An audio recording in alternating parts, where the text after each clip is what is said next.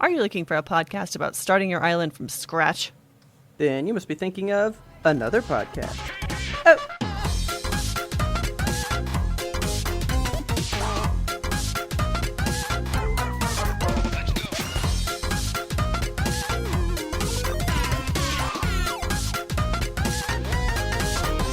Good evening, Kelsey. Good evening, Robert. How are you? I'm wonderful. How are you today? I'm pretty good, I guess. Pretty good. Not Yeah, excellent? Not amazing? Just a day. We just had a great little outing, you and I. I feel like you should feel wonderful. Oh, yeah, I feel kind of bad about that. Why? Oh, I spent a lot of fucking money. Yeah, it was a time. I don't know if you spent as much as me, but we did bad. So, one of our patrons, Ismail, posted I don't know, was it a link or something in the secret Discord? He just straight up like wrote me and was like, "Hey, look at this thing that's happening." Yeah. And I was like, okay, that can work. So the Dallas area Retro Expo happened this past weekend, and it was amazing. It was pretty cool. It was cool. I didn't expect to like so much stuff there. So like when you sent me the link for this, it was basically just I didn't know what to make of it. It was like they have retro video games and toys and stuff. And I was like, well, that sounds like a good time. May as well. It was only like $10 to go. And Richard was interested because he likes retro video games. So I was like, yeah. let's make a little day of it. Yeah, they had way more like collectibles than I thought. Because I was actually hoping for more games. Yeah, they didn't have a whole lot of video games. Like that was what Richard's main draw was, because he always gets like a retro video game for him and his brother to play for Christmas each year. And he actually ended up getting Super Tech Mobile, so he was very thrilled about that. Okay. But also one of the big pulls for this was that Ashley Eckstein is going to be there, and she's the voice of Ahsoka. Yeah. And when we first got there, we saw the line to like go see her, and it was full of like cosplays of Ahsoka, and it was amazing. Oh, it was okay. very cool. I only saw I saw some clones and just like officers. I didn't ever see like a Jedi person. Yeah, I saw a couple with like the head tails and stuff, and I was like, that's very cool. But yeah, so I mean, tickets to see her, it was like $50 to $60 to get a photo and an autograph and all that, which I didn't want to spend that money. And also I was wearing a Darth Vader shirt, and I don't feel like that I'm allowed to meet Ahsoka while I'm wearing a Darth Vader shirt. So when we first got there, like right as it opened, because I wanted to be early in case there was something there that I was specifically seeking an Admiral Akbar action figure, because I think I've talked about this before. It's like my white whale. I cannot find one. Yeah. Every time I've gone to like look for it, and like I go to places that have Star Wars action figures, like board game shops and shit, and they never have an Admiral Akbar, and it makes me sad because I love him. The one I'm looking for is like 5 inches tall, just like very small plastic guy, just a little Admiral Akbar. Okay. And the first booth that we saw had a ton of Star Wars action figures, and I'm like thumbing through them, like going all over, and they have all these like unique ones that you would never expect to see. All these droids that have like 2 minutes of screen time, and you're like, this is cool, but also, why no Admiral Akbar? And then I look up on the shelf, and I see this like 12-inch like stuffed body, hard head kind of a doll, you know? Okay. Of Admiral Akbar, and I was like, oh my god, how much is that? And the lady was like, it's $30. And I was like, that's gonna have to do. So I buy my Admiral Akbar. He's $30, and I'm carrying him around, and I'm so happy. And we'd been walking around the convention hall for some time, and eventually got to another booth that also had more Star Wars action figures and stuff. And I'm like going through looking for a small Admiral Akbar, because I'm still like, I still want a small Admiral Akbar. Yeah.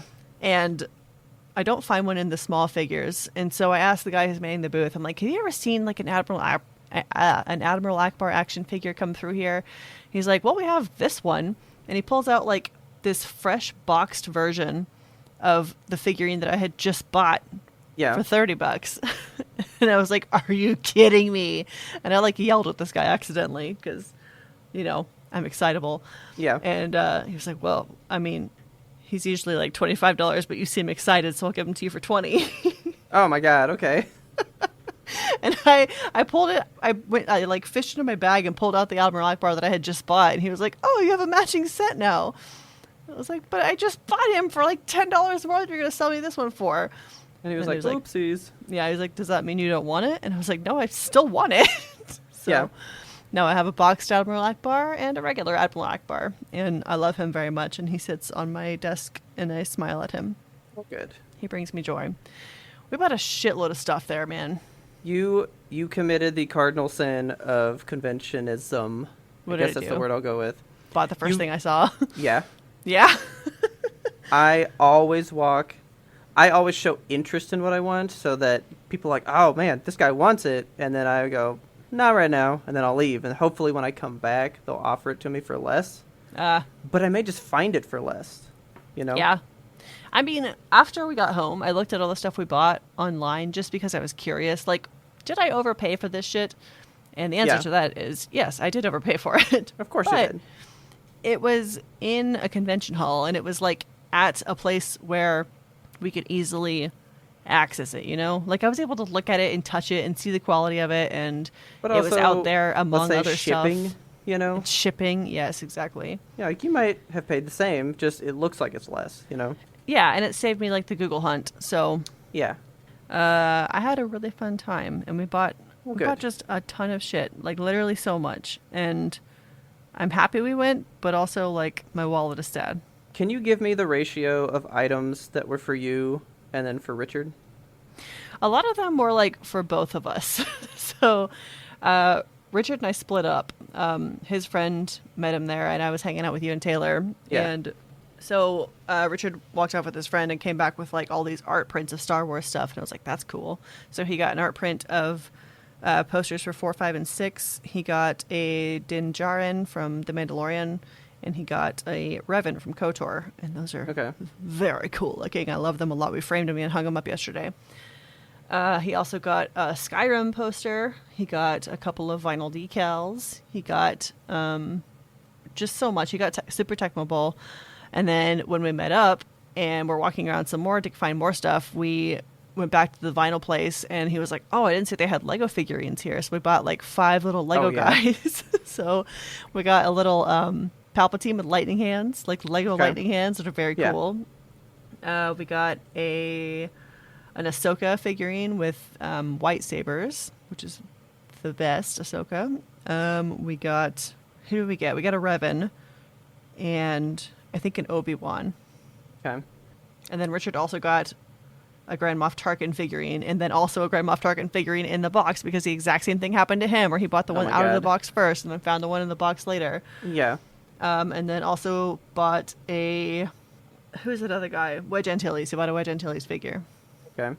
Oh, and then I bought a Greedo. I forgot to tell you. I bought a Greedo. Did you see him? Oh, cool. No, I didn't. He's the size that I was envisioning. One? Yeah, for Admiral Akbar. It's just a nice little 5-inch little, standard, I don't know, action figure Greedo man. Little old Greedo man. Little old Greedo man. We got back with all of our stuff, and I realized I bought one thing and everything else was something that Taylor got. Yeah. And I was like, man, you made out fucking good. But like we found like good shit. Like everything that she found was like real good. Yeah, like the Mothra figure that she found was so cool. And I didn't find anything like that for me, you know? Yeah. Like that also comes with the territory. Sometimes it's like, yeah, this shit is like cool, but it's not like something that I need, you know? Yeah. Yeah, because that Mothra thing is fucking bomb. Baller. She found all these Sailor Moon Funko Pops. Nice. So which I'll be brutally honest for the show with you guys, okay? Okay. This is why you walk around. We found one of the single most hard to find Sailor Moon Pops. Oh, really? Okay? Like, you don't find this one because it was like a Comic-Con exclusive. Oh. Because I was saying, like, if it's like a Target exclusive, there's a lot of Targets, Yeah. But there's only one Comic-Con. Right. So there's not going to be as many to be had because you only have to supply enough for that area, not a bunch of stores across the country, Yeah. So we found this one. It's Black Lady. That's her name. It's like when her daughter from the future like turns evil in this one arc of the show. Okay. And she's like super fancy looking and all this stuff. And this guy wanted $250. Good Lord. $250 for that pop, right? Did you get it?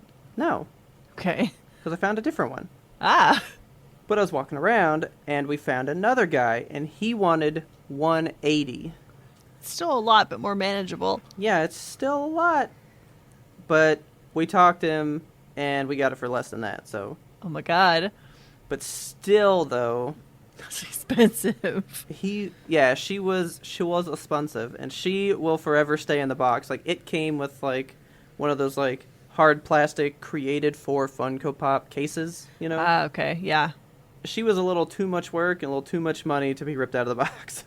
Yeah. So I wanted to ask you about boxes. Yeah. I know that, like, it's considered a cardinal sin to, like, open the box for something, right? For some things. For some things. I mean, I was really struggling with this. So the Greedo I bought was, like, he wasn't, like, a limited run or anything. He was just, like, a 1996 action figure. Oh, in, like, the green box or whatever? Yeah. Yeah, okay. So it was just, like, the little plastic clamshell box or whatever. And I was just staring at him, and I was like, I want to hold him, though. Like, I want to have him in my hand. And, like, that's the thing. Like, what does it mean to you to have, like, I don't leave stuff in the box, ever. okay, yeah, I was going to get your opinion on it, because I just, like, part of me also wants to bust out that Admiral Akbar figure I got, even though I have one out of the box already, but the one that's in the box... No, never. Like, you have one out of the box? Yeah. Never open the one in the box now. Okay. Like, ever. You have a dirty one to play with now. Yeah, I guess. It's fine. Like, I just want them to hold hands. I want them to be friends. Because, like, Taylor actually bought me the pop that I got from the show. So, yeah. I'm into Dragon Ball, okay? Uh-huh. But I don't think in the entirety of watching the show I'll ever care for Goku as an adult. Okay. I thought him as a kid, the show was so much more mysterious and just like, what's the deal? Like, you never know why he's so powerful. He's just like this mystery of a protagonist, right? He's just this force of good, and you don't know why he's so awesome, right? Yeah. Because as an adult, it's like, oh, I just worked hard and I got good, you know? And it's like, that's not cool. Like, now it's all about power and just like raw muscle strength, right? Yeah. Which is cool, but it doesn't have the whimsy that, like, he did as a kid in, like, that first show, right? Yeah. So I like that. So I looked at all the Dragon Ball pops, and I hated all of them. Because I was like, like, it's okay. I don't care for this version of him. And Taylor found me this one of, like, my dream pop that I didn't even know existed. It's little Goku with his tail, his power pole, and he's on his flying cloud.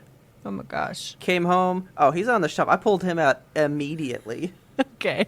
I look at him and hold him all day. Yeah, it's good to hold things, isn't it? Like, we were talking He gives a couple me strength. episodes. Yeah, we were talking a couple episodes ago about, like, chasing your joy and feeling it and, like, having stuff that makes you happy. And that's what we went and did. Like, we chased our joy to this expo and just bought things that made us happy. Really, it felt good. Like, here. Do you feel happy with him in the box? Because to me, you keep things in the box if it's not yours. Yeah, that makes sense, right? You are intending for it to belong to somebody else down the road. Yeah. I'm going to sell this one day, so I won't open it. It doesn't belong to me. When you open it, it's yours now. Yeah. You know? This Goku's fucking mine, boy. Right. Like, nobody will own him. He goes in the coffin with me. In the coffin. I would like Greedo to be cremated with me, please. Yeah. Fucking, if Greedo is yours, open that goddamn box and have him sitting on your computer monitor. Yeah, he stands by my phone every day. Like, I have a little phone charger by my work desk, and that's where he stands. Yes, 100%. I am not into keeping things preserved to just never touch it and never experience it. Because to me, that says you it's not yours, you didn't really want it. Yeah, like, what is the point? Yeah, you are keeping it for somebody else to have a good copy one day. Yeah. And that's not why I buy things. I don't buy things for somebody else to have it. All of this is from me. For You me. know? It's all mine. This is my Yes. shit that brings me the joy. Not you. I'm putting a picture of Admiral Akbar in the general chat so you can absorb his wonderfulness. Let me see if I can get a picture of this Goku Pop. I don't know if I showed him to you, but he's just so cute. And we'll make some Instagram posts too, showing you guys all the stuff we got.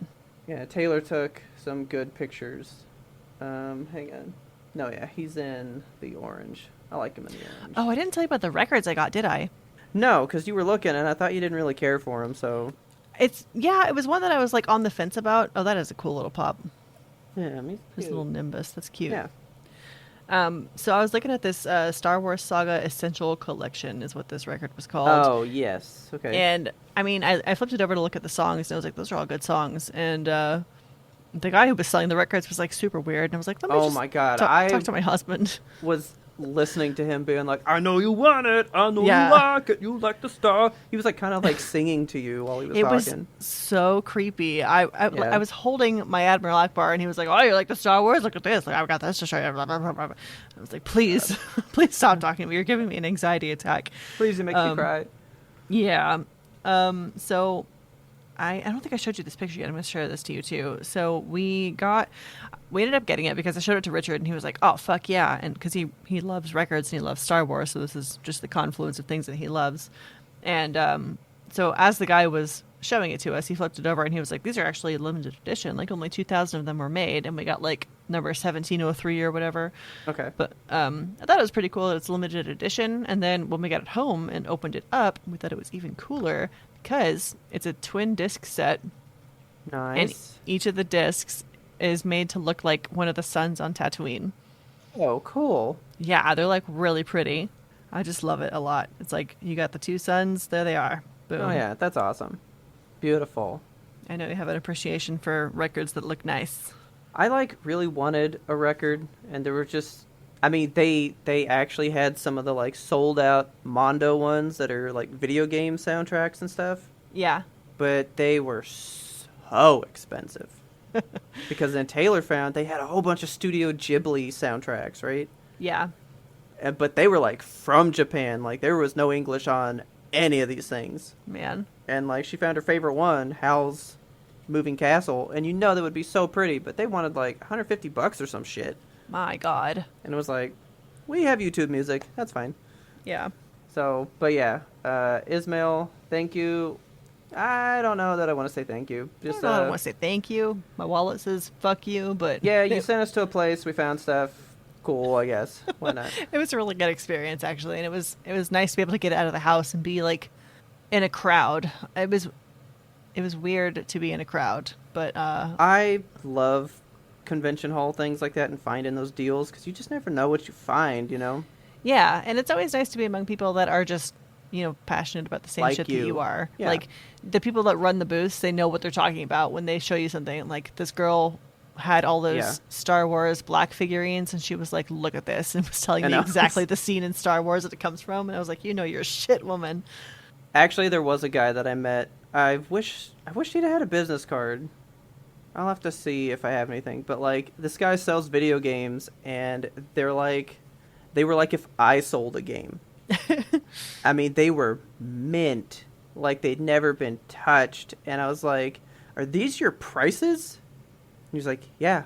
Why?" And I was like, "Because it's a good price." He's like, "Yeah. Why?" Oh I my was like, God. "Because it's like it was just bought and it's perfect." "Yeah. Why?" And I was like, "This is amazing." And he was just gushing about stuff. He made Taylor mad though. Why? Oh, because we bought Tomb Raider stuff from him because she's doing like a whole Tomb Raider collection now. Yeah. And he just like comes up and is like, "Oh yeah, that fucking new Tomb Raider's a pile of fucking hot garbage. What a piece What? of shit game." Oh And my Taylor, God. Taylor's face just went like full blown pale, mouth wide open, and he's just like, "Yeah, you fucking know what I'm talking about. You're speechless because you know." And she's like, "I have to leave." I hate everything about this place. And I was like, just let me buy these and go, because you might get hurt, dude. Yeah. It was very cool. I haven't been to a thing like that in a billion years. Yeah. And I don't want to go back, because I want to have money before I can go back. That is true. It was also stinky. Am I right to say that it was stinky in that hall? I had my mask on most of the time, and I only smelled something once. Oh, man. Even through the mask, I was getting just, like, wafts of fart and body odor and urine for some reason. You gotta have a thicker mask. I have the thickest of masks. I only smelled one that, like, you pointed out, and then you said it was, like, body, but then I straight up smelled butt. Yeah. Yeah. So I was like, did it change in the time of walking up to this? Like, what happened? There was one dude that, like, absolutely ripped one on us, and I was like, this is man. fucking terrible. Come on. Yeah. But y'all behave if you go to Expo halls, please. Don't fart on patrons. Can we crack this thing open? I'm thirsty. Yes. All right. So actually later that day, I went with some friends up to a board game cafe, which I have not done for a very long time. Mm-hmm. And it was very exciting. It was just another, like, good piece on the day. Like, I don't have a whole lot to say about it other than I just had fun. Like, I haven't been inside of a place among people for so long. And just to be able to do it again, like, wearing a mask, of course, but just to be able to do it again was a really good time. We played this game that I had not heard of called Ramen Fury. It's a cute little card game. And I've seen that one. I immediately bought it just because it's adorable. Okay. Like, the packaging is designed to look like a bag of ramen, and then when you open it up, you pull the box out from inside, and the box looks like a brick of ramen noodles. That's awesome. It's so cute. And there was a cat there, a big ginger cat, and he was really sweet. Perfect. Yes. That, like, makes it... Man, I love going to places, and there's just, like, the resident animal, whatever it is, you know? It's like, all right, you passed the vibe check, for sure. Right? Like, I was in there just, like, browsing games and stuff, and then I walk around the corner, and I'm like, there's a cat in here. Yeah, that's when you're like, all right, this is good people. Yes. Like, this is a good place to be. This is a safe place. Precisely. I just had fun. I liked it. Speaking of things that I like, I want to tell you about this real quick. It's tiny topic. Most people will not care, and will just be like, okay. I saw this thing that Disney Plus was adding, they call it IMAX enhanced movies on their streaming service. Okay. But so basically what it is a lot of their movies that were shot on IMAX uses more of a screen than like a standard movie ratio. So like when you watch something on IMAX, if you were to watch it on your like widescreen TV, there'd be no black bars. It would like fill up the whole screen. Okay. And so some of the movies that they put on there now won't have black bars. Nice. Okay. The problem is, like the Transformers movies, they released on Blu-ray and it would like shift the ratio. So like you'd be watching with black bars and like the next scene, boom, no bars, then boom, bars, then boom, no bars, boom, back to bars. So some of their movies will do that. But they have a couple that were like just full-blown, the entire movie's like the IMAX presentation. And I just think it's neat. So if you want to see what that's like, and you got Disney Plus, I don't think you have to have like any kind of tier. Just go out and find some. It's a lot of the Marvel movies right now. Okay. So we turned on Endgame, and I was just watching it, and it's actually really cool. Like, there's some scenes where when you're watching it in the normal widescreen, like the black bars might come down like to the middle of their forehead, right? Okay. And then in IMAX, you see like their whole head. Like, interesting. Like you do lose some of the image when they cut it down to widescreen. Yeah, that weirds me out. Because those movies were shot in IMAX, but then they release on Blu-ray and they chop them up. So it's like, why don't you give that to us on the discs and stuff? Yeah. You know? I feel like I'm getting cheated out of a movie. Kinda. Like you're missing out on free image real estate, you know? Right.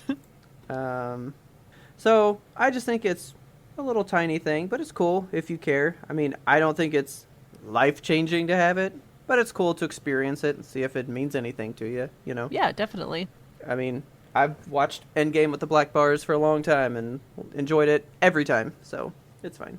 Oh, also with that, I went and saw a bunch of movies. What'd you over see? the past week. We went and saw Spencer. I don't know if you've heard of that one. I've not. Most people have not because they think it's called something different. That's the Okay. Princess Diana movie. Oh. Why is it with called Spencer? Kristen Stewart. That's her maiden name. Oh, shit, okay. If you just love royalty, like you're just like into the whole culture and all that shit about it, Yeah. yeah, go see it. Great movie, I guess. Okay. I don't like that stuff, and I kind of wanted to learn more about Princess Diana. Yeah, I It's love not Princess really about Di. her. Oh. Why, It's not a- why the fuck would they call the movie after her maiden name and then not make the movie about her? She's like our gateway into seeing what it's like inside the family. Okay. So it's like focused on her and like her experience over a Christmas weekend. It takes place in 3 days. Oh. It's like the day, so it's like Christmas Eve, Christmas Day, the day after. And it's just her experience of like having Christmas with the royal family, right? I need to look up a photo of Kristen Stewart as Diana because... Oh, dude, no. You won't know which one's her because she looks just like her. Wow. It was weird because like That's sometimes eerie. I was like, is that Kristen Stewart? I don't know. Like she looks like her in some spots. And then while we were watching it, Taylor was like, sometimes for me it's not even that they look like them. It's just how much she embodied her. Yeah, like looking She at was these like, images, she's the just like, way that she moved and the way she did things, she was like, my mind is tricked. I don't Wow. see her, you know? Yeah. So in that way, the movie's phenomenal. Really, the movie's more like showing you how much it sucks to be in that family. Because, like, she's given 15 dresses for the 3 days because you have to change into something my for God. breakfast, lunch, dinner, church. Like, there is a dress. There's clothing picked out for you for each event that will happen. It is scripted. It is scheduled. You know? That sounds like a bad time. Pretty much. And that's the point of the movie. It's like getting to see it through how much she hated being a part of it. You know? Okay. It ends with them going to KFC, and we left the movie, and I was like, let's get some fucking KFC, dude. And it was good. It was phenomenal. All right. Well, good. So, to me, it's like a super art house movie. Yeah. It was a neat experience, but it's a sad movie. If you just want to be sad, great movie to go see. It doesn't like cover her death or anything, right? It's just like a day in the royal family. Yep, it's just, here's Christmas time. And When how did she much I die? don't want to do this. She died like around Christmas time, right? I don't even know. That's kind of why I wanted to see it. I wanted to know about her. Yeah. She died in August, actually. Wow. But, did you know this? This really bothered me. At Christmas, you go in and they weigh you. You have to be weighed when you get there or else, like, you're in trouble, right? What? You have to be weighed because when you leave at the end of the Christmas weekend, you have to gain 3 pounds to, like, prove you had a good time. What? Yeah, there's, like, weird stuff that happens. And it's all, like, in the name of tradition and stuff. And if you know? don't gain 3 pounds, they just keep you and feed you cake until you do? Probably. I don't know. Okay. And then another thing that bothered me, in the kitchen, there's a big sign that says, like, don't say anything. They can hear you. Oh my God. What? I was like, how scary of a place to exist. What the fuck? It was wild. I don't know. If you're into just knowing kind of like that world, this movie does a good job of showing you, you know? Okay. What was it like in the theater? Which theater did you go to, first of all? Just the one in the mall out here. Okay. I just want to know, like, what it was like. Was it busy? Were people in the No. theater? No.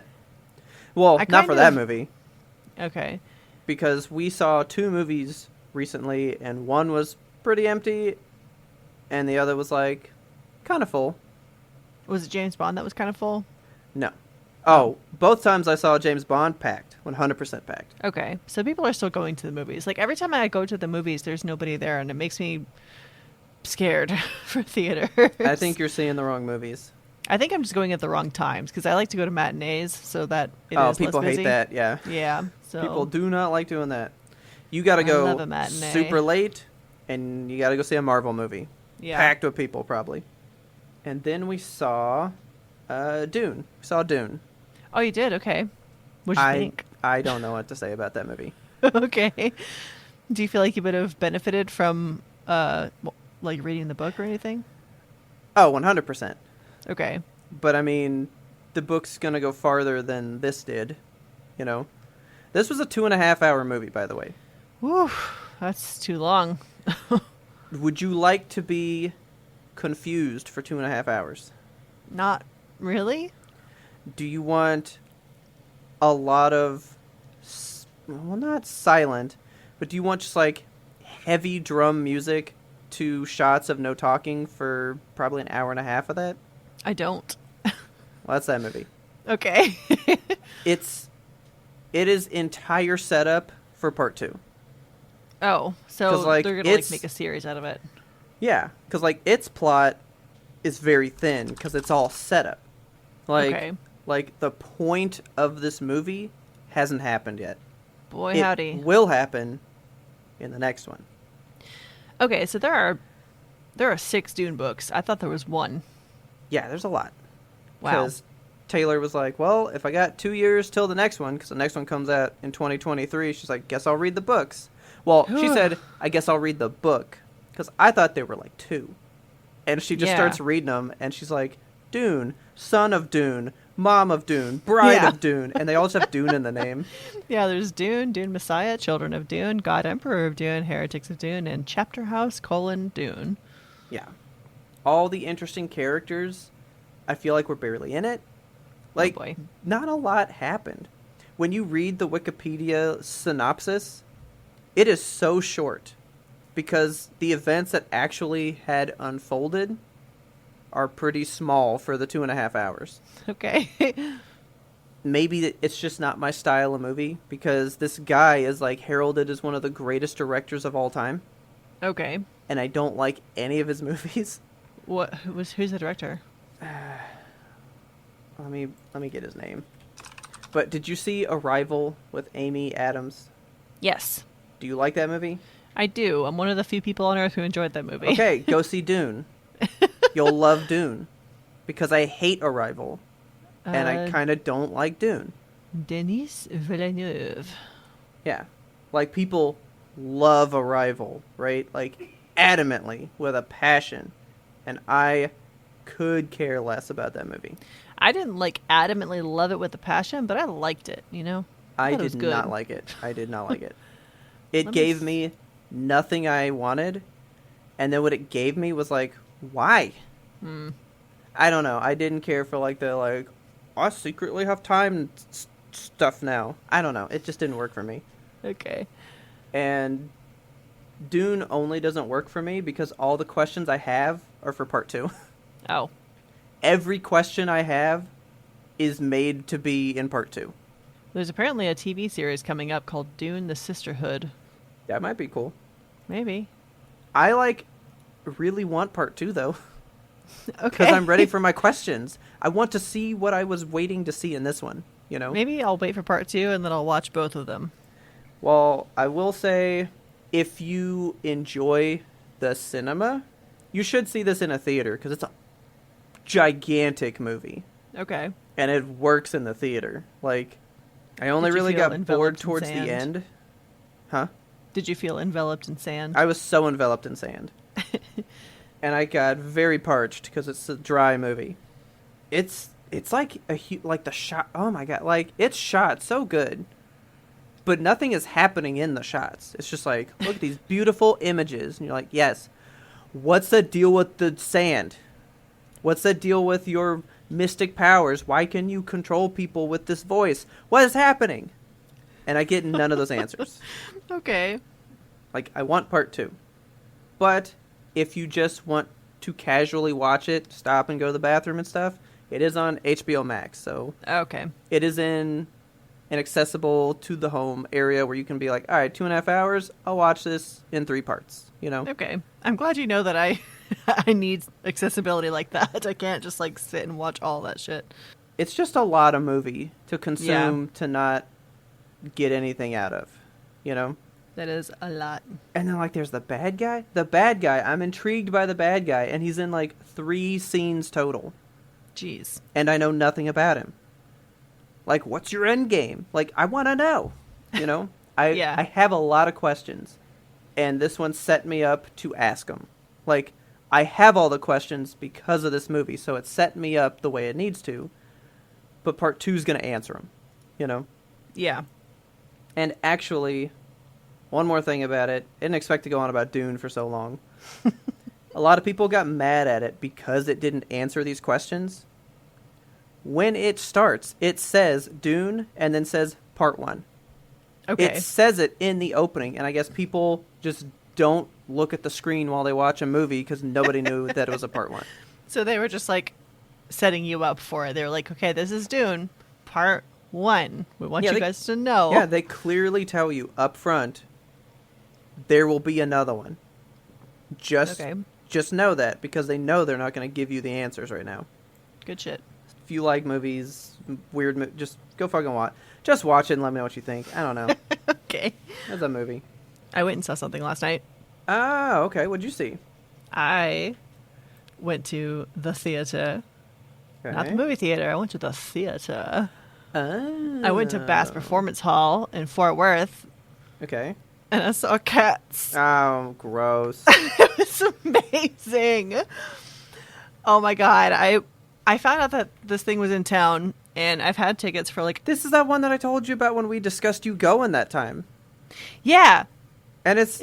The time is now. Yeah, oh, the shit. time is now. See I know. that? I forgot all about that shit. I know. Like, I remember that you said that you wanted to go to Cats with me, like, in person at some point. And I looked at tickets for this, and I was like, I'm not going to make Robert pay this price for a musical he's not passionate about. So I went to Cats with Richard. Okay. Dragged him out there because I needed to go with somebody. And he made a little tent with a blanket and played Game Boy the entire time? no, he paid attention. He enjoyed it. He wasn't like... He's not a Cats fanboy now, but he did like it. I really think the live performance would be better to me. The live performance, okay, so the movie, I need you, and I need everyone who's listening to this podcast to understand that Cats 2019 is a totally separate... Different idea. It's a different idea entirely. Cats... as a production on stage, it's the same general thing. You know, Cats come out and introduce themselves, and they're like, one of us gets to die at the end of this. But no, the songs are so much better, like, actually in the play. And just the costuming is incredible. It's a feat of like, seamstress work and, like, fur and the face painting. Cats on stage is exponentially better than anything Cats 2019 could strive to be. There's no weird CGI'd fur. There's no... It's so good. How about this? What if we did another, like, Yimtope watch party thing, but we watched, like, that 90s Cats that, like everybody thought was a movie, but it's just the stage play recorded, you know? Yes, I would love that. What if we did that, and then that way we got... Because that's, like, the real... That's like the real deal, right? Yeah, that's the real deal. And I mean, the one that I went and saw last night was that, but made more modern. Like, they didn't change the plot or the songs or anything. Like, there's just a little bit of tweaking in some of the songs, but nothing that would drastically change the trajectory of the musical. And better leotards. Better leotards. Okay. Okay. So my favorite cat is Magical Mr. Mistopheles. Yes. And I was so excited about this performance, but I did not expect them to do what they did with him. They gave him... it's so good.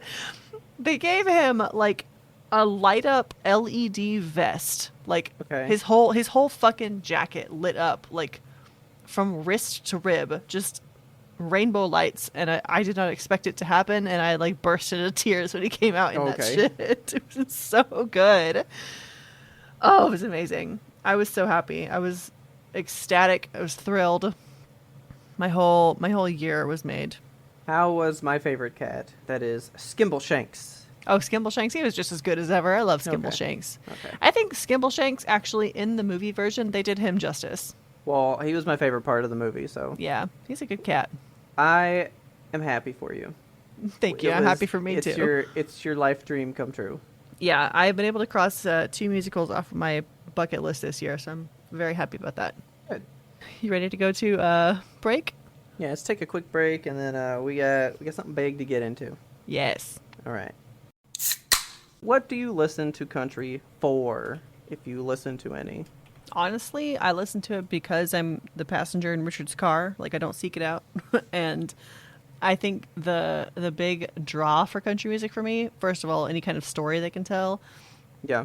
But also, like, they put unexpected comedy in there. Like, just in places you wouldn't think to look. Like, there's a song, every single time I hear it, it fucking knocks me out because I'm not expecting it. But it's like, I'm going through the big D and don't mean Dallas. God.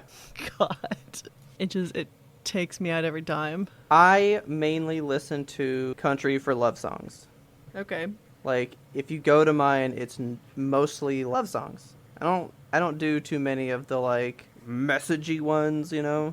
Yeah. Don't really care for those. I don't like too redneck ones. I like the rednecky ones where they're like, I killed my husband because he cheated on me. And now he's dead and we're gonna eat his feet. Well, I'm into every revenge one. Oh, yeah. Revenge Like, songs. They're good. Fucking... Goodbye, Earl. That song's by jam, dude! Earl Had to Die's the shit.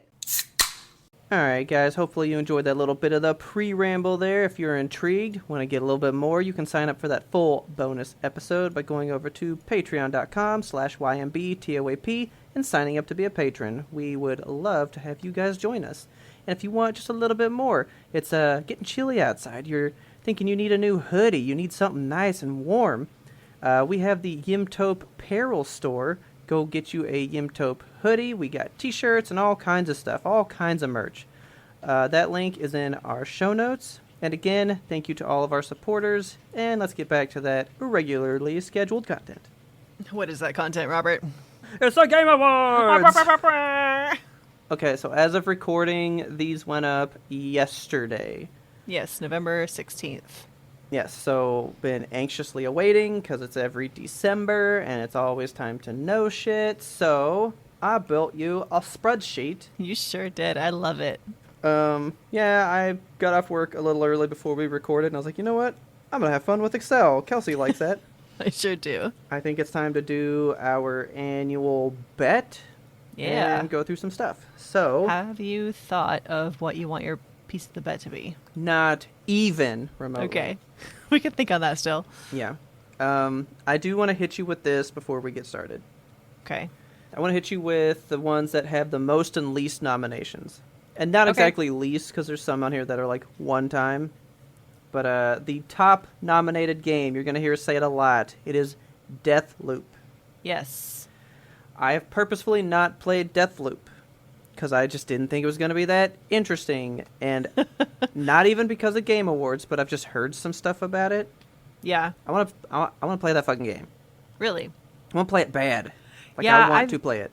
I've seen some good shit about it. It looks really, really good. It was just on sale for like 30% off, and I was like, that's not enough. Yeah, I'm waiting for like the 50. Maybe Black Friday will give us something special. Maybe. Like, I do want to play it, but it looks like it would be very difficult for me. Actually, Black Friday, it is about 50% off right now. Oh shit! Right now? I think it's like an in-store physical copy. It's not like the digital one. Boo.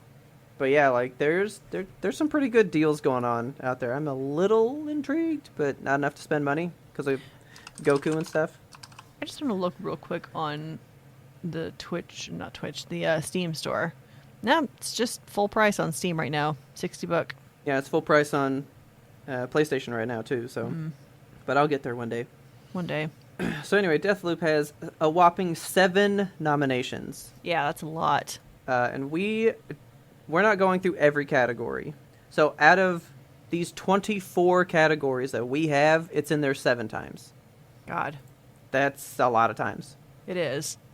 And I wanted to direct you to the bottom of my little spectrum here with 2 nominations. 2 whole nominations. The fact is, this should be 0 nominations. Cyberpunk 2077 Yeah, has 2 nominations. I legitimately don't know what it's doing on this list. Why is it even up for Game of the Year? It was critically panned by... idea of it should be up here, but its execution should keep it away from this. Yeah. Because the idea of Cyberpunk made it a Game of the Year. It's not Definitely. up for Game of the Year, but that's a Game of the Year. The idea of what this was supposed to be, 100% should be in for Game of the Year. Right. But when you release a game that's unplayable... and unfinished. And that doesn't work. It's not Game of the Year. No. I think we should jump into this. All right. So, do you want to start at the bottom of the list and work our way up? That. Okay. Yeah. This is a pretty easy one. Most anticipated game. This isn't one that we'll put in to be tallied. Okay. But what is... I mean, that's just like a fan thing. It's not like an award, you know? It's not an award? They're not, like, giving this one away? No, but they do say, like, hey, this is what people are waiting on. Okay, it just kind of shows you who's hype. I thought this was, like, a new category this year. I was like, oh, fun. Oh, no, they always do this one. Okay. But it's like a fan-based one, so it's like awarded, but it doesn't get like an award. They just go, hey, you said this was the most anticipated game, so people who are creating that game, people are looking to you more than anything else right now. So it's kind of like a boost in confidence for any of these 5 games. Yeah, that's nice. So the 5 they have listed are Elden Ring, God of War Ragnarok, Horizon Forbidden West, the sequel to The Legend of Zelda Breath of the Wild, which I guess is unnamed as of yet. Yeah. And Starfield. I don't know, dude. I think I'm really into Elden Ring. Yeah, I think Elden Ring is going to take the cake here. I think, okay, here, God of War is going to be amazing, and I want to see that story, right? Yeah. But Elden Ring is like creating a new game. Right. And that is what has me like, whoa, you know? Yeah. So, yeah, I'm totally throwing it in for Elden Ring as well. Best multiplayer game. Yes. So we have Back 4 Blood, It Takes Two, Knockout City, Monster Hunter Rise, New World, and Valheim. Uh-huh. I would be more interested in picking New World or Valheim because they seem like these bigger games. Yeah. Because, like, Knockout City's Dodgeball. Monster Hunter Rise there's been games like that already, so it's like, well, okay. And, like, Back 4 Blood is just Left 4 Dead. Yeah. And is that amazing? I don't know. You know? Yeah. I'm going to go New World. I'm actually going with Valheim on this one. I think Valheim not only deserves it, but I think it's popular enough and has had enough momentum in the community that people are going to want to vote for Valheim. See, Valheim is in here for another category that I was interested to see what you thought about it, because I know you actually played it. Yeah. So. Oh, if it's in another category, maybe I won't do it for this one, because I just looked at that other category that it's in. Let me see. Shit. Where was it? So it's also... Should we jump around, or should we leave this for later? No, we'll leave it for later. I just was like, I know that it was in one, and I was like, I wonder what Kelsey will say about that. Yeah, so if it's in 2 categories, I know that Knockout City was huge on Twitch, so I might say that I want Valheim to win this one, but Knockout City will win. So you want Valheim to win, but you think it's going to be the other one? Yeah. Okay. That's interesting. Okay. I will mark it thusly. Okay. I mean, I'm going New World just flat out. Yeah. Because I don't know that I want anything to take it over. Actually, you know what? I want It Takes Two to take it just because it was interesting. Yeah, we still haven't... We've yet to play that one. I think that we should eventually. I'm thinking multiplayer, not co-op. Yeah. To me, co-op is not multiplayer enough. Right. You know? Like, you're going to tell me a co-op game with just like me and you is as big a deal as like Battlefield, where there's 128 people on a stage at once? Like, that's a multiplayer experience. To me, that would outshine a co-op, you know? But, so actually, I have comments in here on what it means. Yes, I noticed that, you did that. That's very nice. yeah, that could actually change the idea, because best multiplayer means for outstanding online multiplayer gameplay and design, including co-op and massively multiplayer. Okay. I just don't consider It Takes Two as like online. I think that's more of a couch co-op experience. Is it? I know it is online, and a big perk for it, I think it's like a way out where only one person has to buy it, and you can like share it with somebody else in a way. That's what I'm thinking. So that's why I put it as I want that to win, but I think New World will take it. Okay. Next category is Best Sim and Strategy Game. We have Age of Empires 4, Evil Genius 2 World Domination, Humankind, Inscription, and Microsoft Flight Simulator. I do not play these. Yeah. But I'm I going know with that Microsoft Richard... Flight Simulator. I know that Richard has been like deep in Age of Empires 4, and I have actually really wanted to play Inscription. It sounds interesting. Okay. But I think Microsoft Flight Simulator is probably going to be a shoe-in because it's kind of incredible. I have Even seen it. though it's old, you know, because like that's from last year. Is it? Yeah, it was up and stuff last year too, but it's like still going, so it's like just as good, you know. Plus, right. It's like best. So this says it's for focused on real time or turn based simulation or strategy gameplay. Yeah. See, that makes me want to go with something like Age of Empires or something, because there's not real strategy to Flight Simulator. That's just straight sim. But this makes it seem like it's focused on real-time simulation. That's true.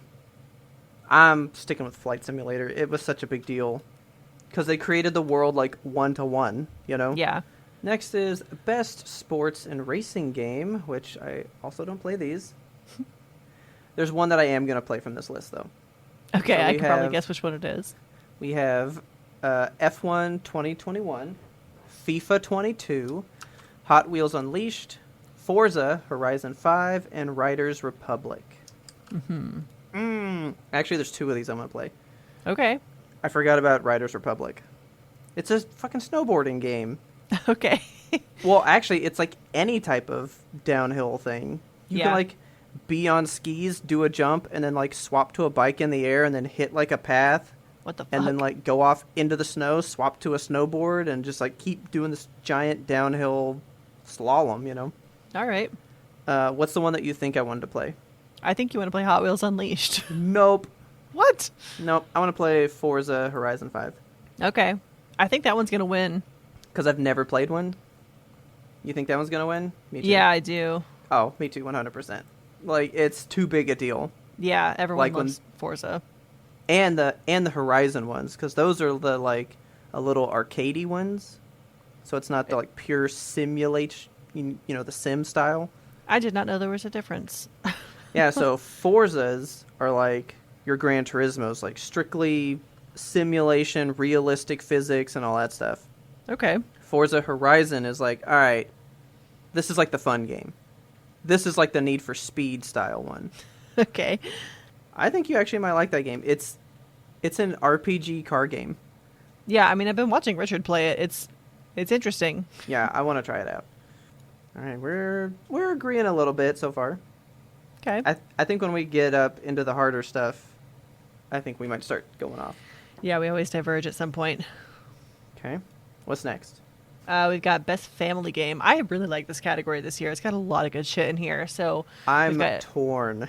Yeah, we've got It Takes Two, Mario Party Superstars, New Pokemon Snap, Super Mario 3D World plus Bowser's Fury, and WarioWare Get It Together.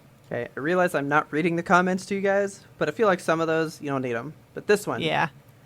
This is for the best game appropriate for family play, irrespective of genre or platform. Yeah. So, in that scenario, I take It Takes Two away. Because it's like just it's two not of really you. a I want family. the family. Yeah. Yeah. I take Pokemon Snap out. Because that's like for you to play. The family can watch you. And Yeah, you that's can all kind of enjoy weird. the photos. But no. I mean, I guess take that out. like a parent could play it with their child, but like back in my day, we used to have a different vehicle. Yeah. You know who I want to win? Who do you want to win? I'm marking it now. I want WarioWare to win. Okay. That's who I want to win because I think WarioWare is so cool and it doesn't get the respect it deserves. But I think the winner, Super Mario 3D World plus Bowser's Fury. Okay. I think WarioWare will win. We will see. They never give it to the bad guys. Okay. Is that who you want to win too? I kind of want Pokemon Snap to win just because I knew it. I like it. I know. You know? But, I mean, it's like, you're right. It's not a family game. It's not like multiplayer. You can't play it with your family. Now, here's the thing, though. I'm going to tell you right now, we're wrong. Okay. It's going to be stupid fucking Mario Party. Ugh. Because it's Mario Party. I wish Mario Party would cease to be. I wish it would be good. I never got the appeal of Mario Party. It always ends in like somebody being sad or wanting to fight, and I just don't like that. I know. This is best fighting game. At least I knew the fighting games last year. Boy, howdy. I don't know fucking nothing about these. Yeah. And I actually didn't know this one was a fighting game. So we have Demon Slayer, Hinokami Chronicles. We have Guilty Gear Strive, which I'll save my comments for later. We have that sounds like cars fighting. This is called Melty Blood. I like the Lumina. name of this one. Fuck, I haven't even heard of that one. Nickelodeon All-Star Brawl and Virtua Fighter 5 Ultimate Showdown. This is the Ultimate Showdown. Okay, Guilty Gear I know is a big deal. Is it? People fucking love Guilty Gear, and it is not robotic in any way. It sounds like a car fighting game. It's people. Like, I've seen it. It's like a big deal, and this is like the 20th one. It's been around forever. Weird. There's no chance Nickelodeon takes anything. Oh, I think There's that's just no the chance. one. Go for it. Sure. I'm going to give it to Guilty Gear. No. People love Demon Slayer so fucking much right now. I have no concept of any of these games. I'm so far out of the fighting game realm. Like, all I know is Smash and this Nickelodeon game. All right. I'm giving it to Guilty Gear, but I want Melty Blood to win. I don't even know what that is. Just for the name of it, it sounds good. I want it.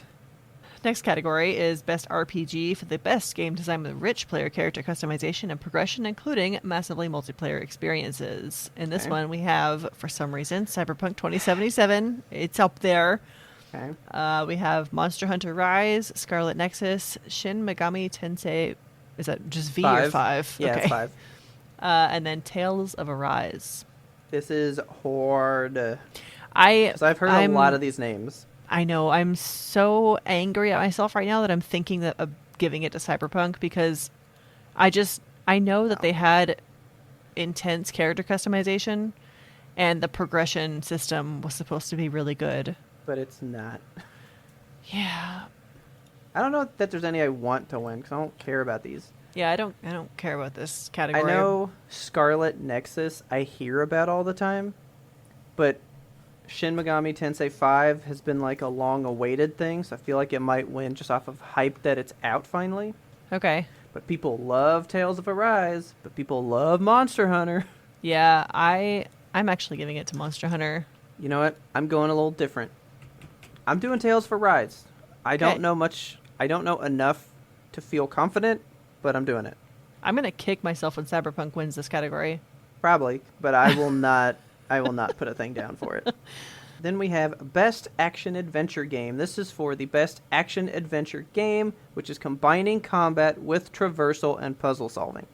And we have Guardians of the Galaxy, Metroid Dread, Ratchet and Clank Rift Apart, Resident Evil Village, and Psychonauts 2. Mm-hmm. I don't know. There's so many good games in this category. Like, this is like the stacked category this year, I think. I want Metroid Dread to win it. Because why not? Obviously. But it will not. Actually, I think they may give it... Okay, so Metroid Dread is up for 2 things. We'll get to the second one later. I think they'll give it one of them. And it'll probably be this one. Where's the second one? I'm looking for it. All the way at the top. Oh yeah, okay. which is a big deal. But we'll Uh-huh. get there. I feel like it has to win something. Like people will like they'll just give it one just to be like, look, we did it. We gave it one. Yeah. Right? God, this is tough. Ugh. Okay, but what will win? Okay, Guardians of the Galaxy will never win. You Even don't though think it's so? supposed to be so good. No, it's not going to win. I would lean more towards Resident Evil Village because people fucking love Resident Evil, man. They sure do. But you know what?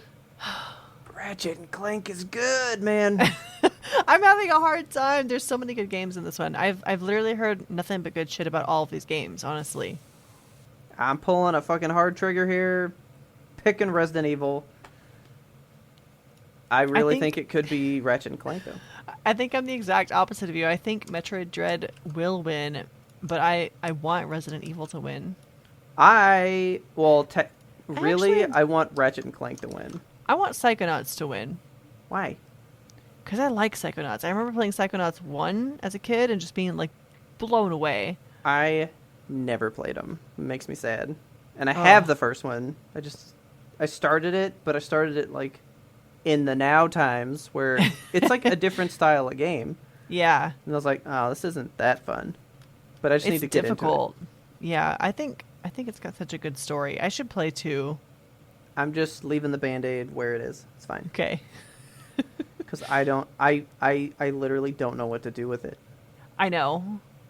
Like, all of these games are huge selling, critically acclaimed. People love all of these games.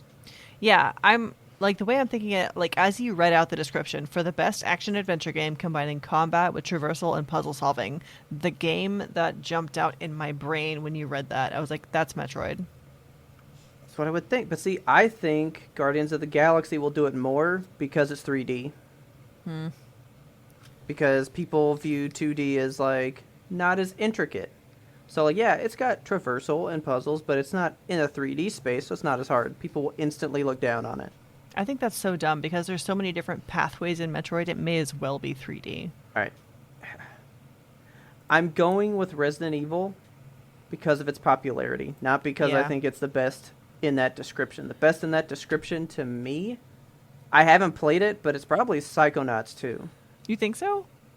Yeah. I think Psychonauts 2 is on the outs in this category because I don't know. I just don't know. Metroid Dread is not very puzzly to me. I mean, I thought this game had a lot of little puzzles in it.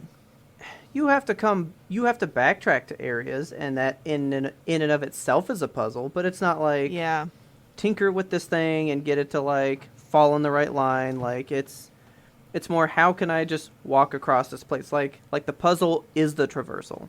Yeah. There is no puzzle in the game. Right. That you can, like, remove from it. You know what I mean? The puzzle is walk from here to there. Okay.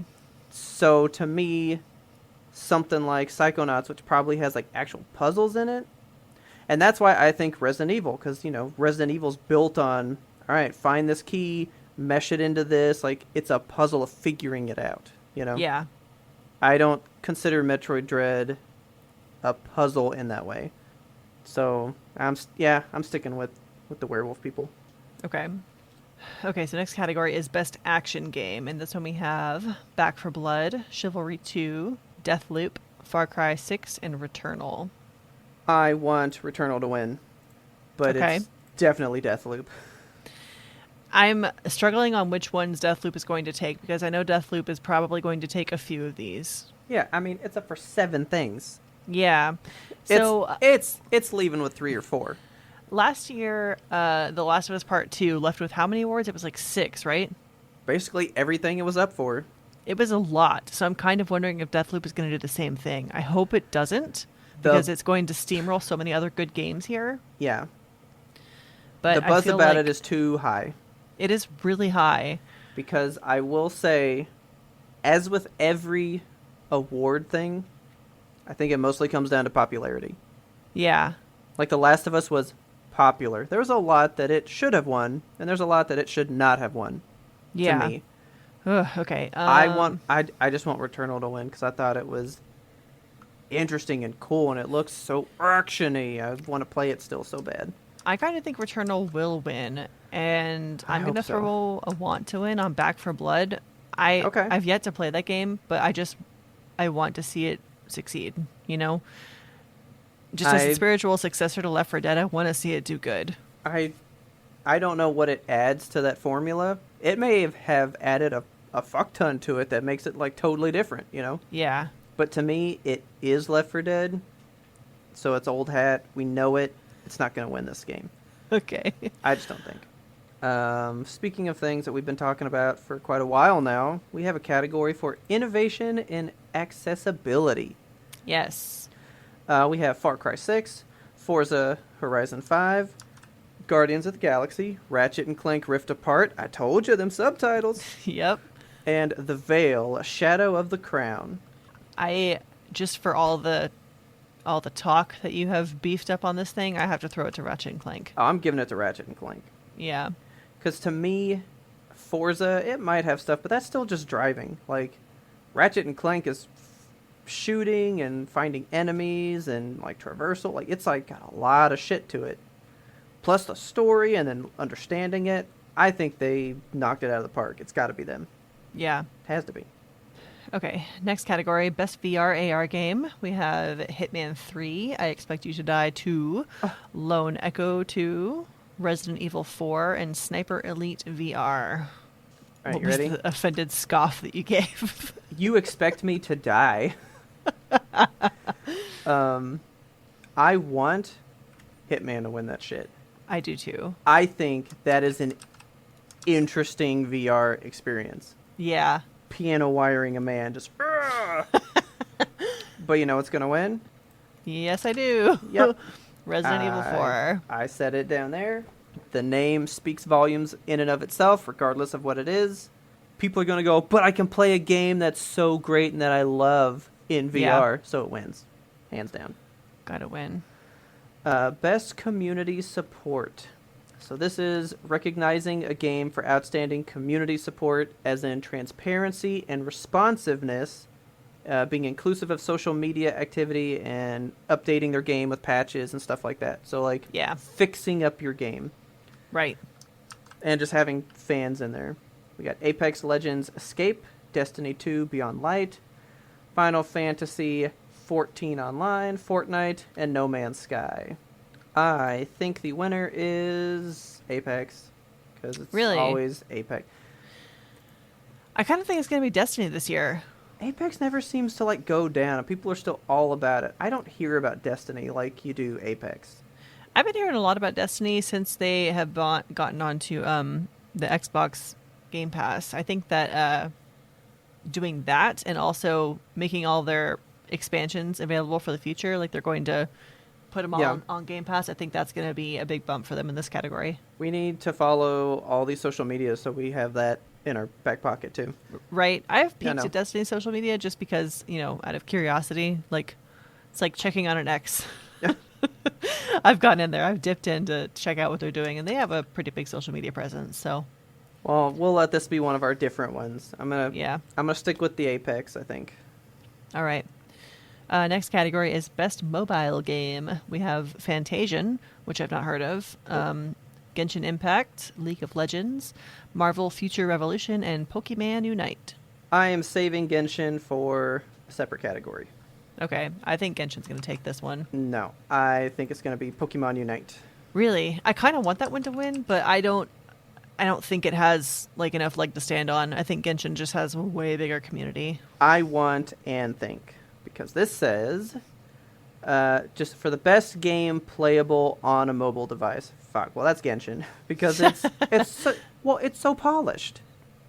I think they'll throw Pokemon a bone for this one and give Genshin where I think it's going to win further up in the category. Okay. Best debut indie game. Oh, this is where I wanted your opinion.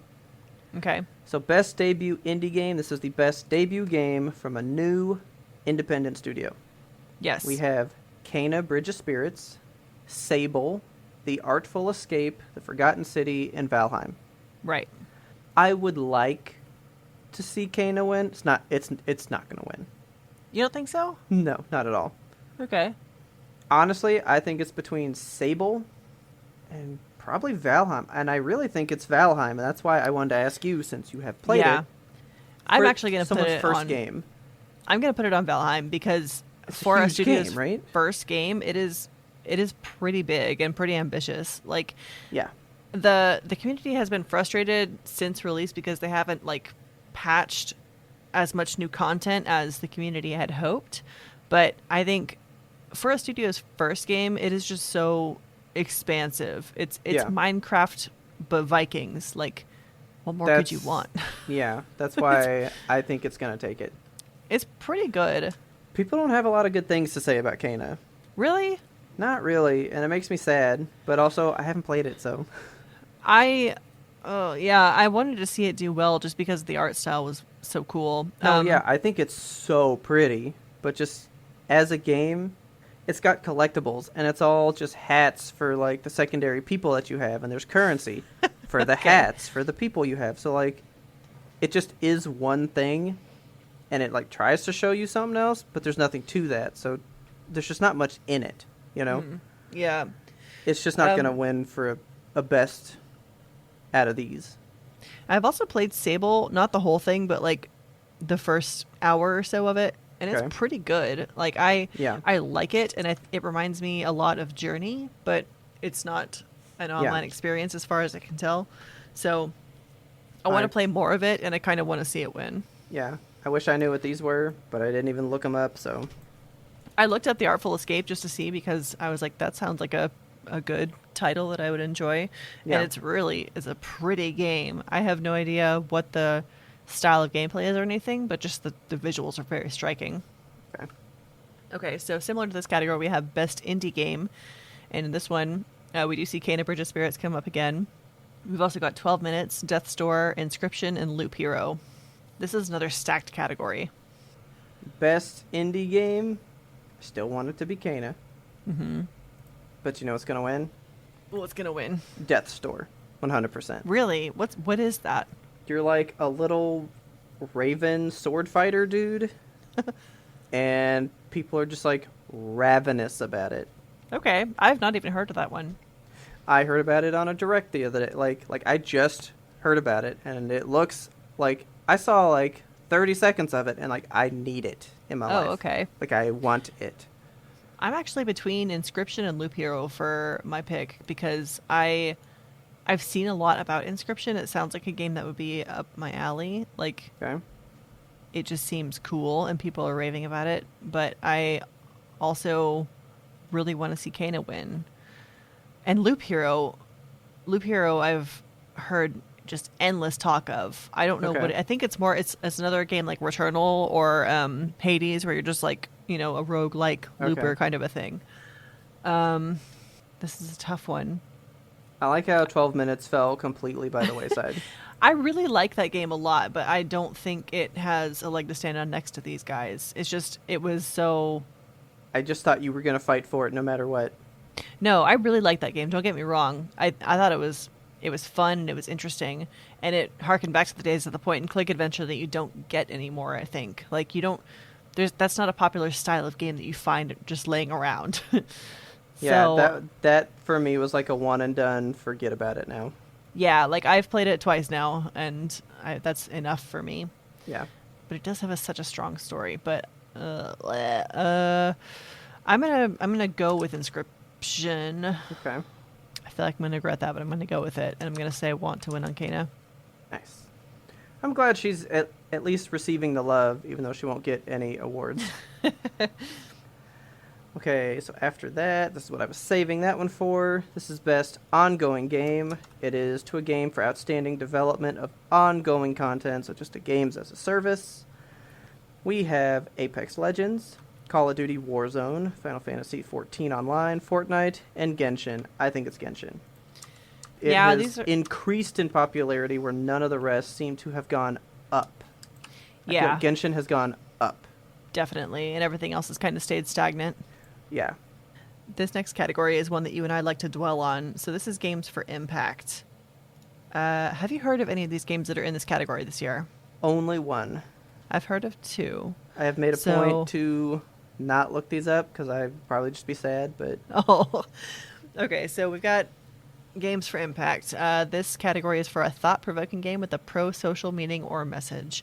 And the nominees are Before Your Eyes, Boyfriend Dungeon, Chicory, A Colorful Tale, Life is Strange, True Colors, and No Longer Home. I know that Boyfriend Dungeon is like a dating simulator style thing, but it also like pushes important messages about consent and things like that. Yeah. So that's the only other one aside from Life is Strange that I know of on this list. Should we look up just some quick synopses? If you'd like to, because I was going to go just by title, but if we can read some stuff. So here, you do the first one. Okay. I'll go for the third one there. Here we go. Before Your Eyes is a first-person narrative adventure which tells the story of a soul's journey into the afterlife using new and innovative form of interaction. Your real life blinks. Ugh. Okay. Play with your eyes. What? Okay, yep, not into it. Oh, oh my god. This is like that horrible TikTok filter where like the baby turns around to look at you and you have to like not talk because when your mouth is open, that's when you like move towards the baby. But when you close it, it like stops. Yeah. Weird. That sounds like it could be very emotional to force you to play a game with like your body like that. Yeah. Okay. I'm into this one though. This is Chicory, A Colorful Tale. You ready? Uh-huh. I'm into this. It is a 2D adventure. It features an anthropomorphic... That word always gets you. Anthropomorphic dog with a magical paintbrush which is used to color the in-game world. Okay. And you know how much we like that in like Gris and stuff, so... Yeah, that's cool. I'm into that. And they previously did the game Wander Song, which I know was a big deal before. Boyfriend Dungeon is a dungeon crawler dating sim. Taking place in an urban fantasy setting, the player character must fight through dungeons with the help of a human partner who can transform into a sentient weapon. I just found the winner.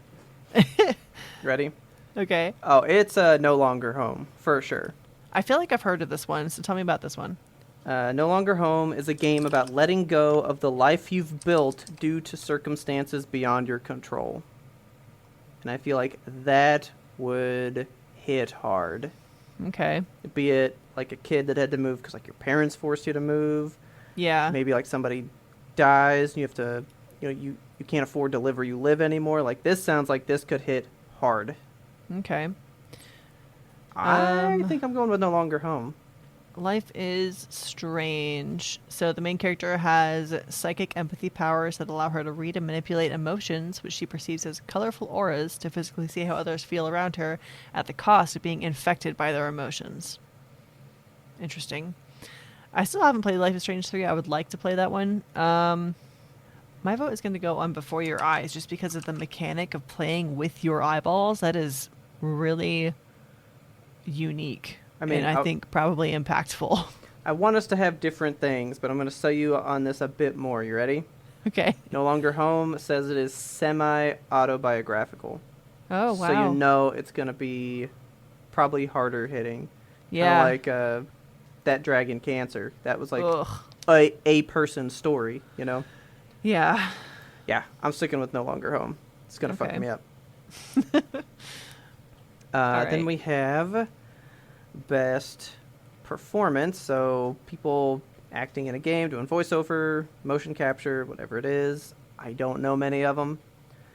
But we got Life is Strange, Far Cry 6, Deathloop, Resident Evil Village, and Deathloop again. So I'm guessing Deathloop, you have the main guy and the secondary person that's the other controlled human person. I'm going to guess it's both of them. And I will go... So, by the way, the Far Cry 6 is the guy from Breaking Bad. Yes, Giancarlo Esposito. I love him. Yeah. I'm going with Big Titty Vampire Wife. I mean... Maggie Robertson from Resident Evil awesome. Village. Everybody awesome. fucking loved her. Yeah. Plus, she really embodied it outside of the role. Yeah. She just loves it when people are like, say you'll step on me.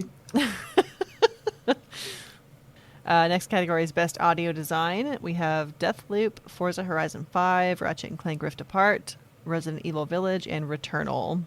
I think we've talked in years past that the car games always win Best Audio Design, right? That or guns. Yeah. You I got good sound actually, of guns or something. Richard's been playing Forza Horizon 5, and I actually made a point to like listen to it and be like, why does everyone think a car game is such good audio design? And I came to the conclusion is because they do a whole lot of mixing and a Oh whole lot yeah, of work on the cars. So like each of the different cars has a different sounding engine, and it sounds like the actual car's engine. And there's all the noises that are coming from inside the car. You have the radio that mixes the music that you're listening to. There's a person that's telling you like turn right up ahead, and then there's like the video yeah, game noises when you go through the gates and shit. There's like the noise of the tires on the different surfaces they're driving over, whether it's the road or like brush. There's a lot of audio mixing that goes into that. So I'm actually like oh I've yeah. grown an appreciation for this style of game as far as audio goes.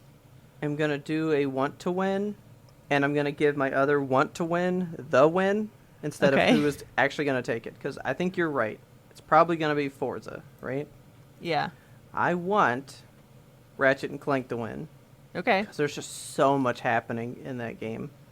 But my other want to win, it's gonna be Returnal Okay. because it's built with the 3D audio in mind. Oh. So it's made to be played in the PlayStation headset kind of exclusively so that you can hear where enemies are. Like the sound is integral instead of like you know how sometimes if there's somebody behind you in a game there might be like a little indicator it's like, "Ooh, there's a bullet coming from behind you." Right? Yeah. This game makes you listen for that. Okay. Instead. Shit. So sound is a big part to winning that game. Nice. So I'm gonna go Returnal. Then we have best score and music, which is original songs or licensed soundtrack, which is why we did Death Stranding last year because it just had a bunch of cool songs in it. Yeah. This year we've got Cyberpunk 2077, Deathloop, Near Replicant, version 1.22474487139, Guardians of the Galaxy, and The Artful Escape. I want Guardians of the Galaxy to win because Okay. I think it should win based off the same merit that Death Stranding did. Yeah. But people love the music in Nier. I'm going to give it to Nier. I think that Guardians of the Galaxy is going to take it for this one. I just think that it's got too much like popular shit that people are going to. I don't even know what's in it. Okay.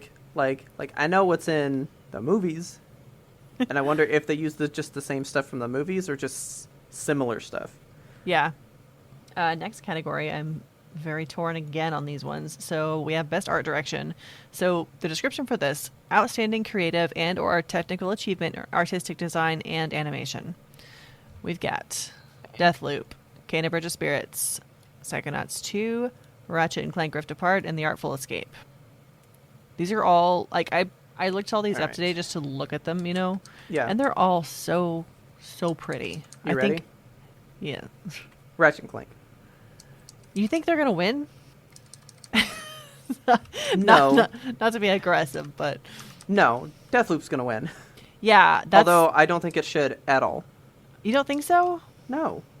Like, it's a pretty realistic thing. Like, for art direction, I'm like, a bold style. Give me a style. Psychonauts Yeah. has that. Kena has that. Ratchet and Clank has that. Yeah. I still don't know I about the want Artful Psychonauts. Escape, You should just look up a picture of it. Like, just Google Artful Escape real quick. Because, like, just the cover alone, it's like, wow. but yeah, it's pretty cool. It's Ah, pretty friggin' cool. It's freaking neon, too. I love neon shit. Everyone Yeah. loves neon shit. Everyone loves neon shit. I still want, and I'm going with Ratchet and Clank. Can I pick two want to wins? I think I did that already, too, so that's Okay. fine. Yeah, I want Psychonauts and The Artful Escape. I think Okay, those well two then- are just beautifully designed, but I think Deathloop is going to take it. Yeah, I would really love for Kena to win. Yeah. But I know Deathloop will win. Yeah. But I am going to will into existence that it's Ratchet and Clank. Okay. Because Ratchet and Clank just looks so good. And does. it's built on like actual like animation properties. They do like the like squash and stretch stuff Yeah. to like accentuate the motion, and that's art direction, and it's beautiful, and I love it. It's fantastic. Okay, then we got best narrative. I really hate doing these now because I haven't played so many of these games. So I don't know these stories. You Yeah. know? But we have Deathloop, It Takes Two, Life is Strange, True Colors, Guardians of the Galaxy, Psychonauts 2. I think I have a want and will win. Okay. That's Deathloop. Yeah. With how the game operates, I think it's how they tell the narrative. Well, here. The narrative just says for outstanding storytelling and narrative development in a game. Yeah. The way that story happens is unique that none of the rest will have. They'll have a standard story, I think. Yeah. Where it just progresses naturally. That's why I'm into Deathloop. I think It Takes Two is going to win this one because it is a different way to tell a story. Like you're working the theme for this game, for anybody who hasn't heard of it, it's like a girl who has dolls of her parents. It's a young girl, and they're going through a divorce, and she's like acting out scenes with the dolls, and then the parents' like souls are sucked into the bodies of the dolls or whatever. So you're actually like living out this little girl's narrative, and I think that is such a unique idea, and I really want to play this. I think it sounds like a captivating game, and I want to experience the narrative. That's probably why people have been recommending we play that for so long. Yeah. Okay. Best game direction is the next category. So this one is awarded for outstanding creative vision and innovation in game direction and design. So this one, you're going to be noticing a theme here. It's all the same games we've been talking about these recent categories. We've got Deathloop, It Takes Two, Returnal, Psychonauts 2, and Ratchet and Clank Rift Apart. Deathloop. Yeah, Deathloop. I think that there's really no contest here. Like they took a pretty unique idea of having an assassin character that another person actually is controlling. Like it had to take a lot of balance and finagling for this to really work. I'm going to throw my want to win on Psychonauts because I want to see this come away with some awards.